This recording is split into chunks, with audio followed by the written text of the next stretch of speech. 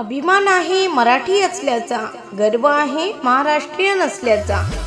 1 मे महाराष्ट्र दिन तसेच कामगार दिनाच्या हार्दिक शुभेच्छा। शुभेच्छुक सूरज वानखेडे, शासकीय कंत्राटदार, सुरवाडी, तिवसा। पुनश्च महाराष्ट्र दिनाच्या तसेच कामगार दिनाच्या सर्वांना हार्दिक शुभेच्छा।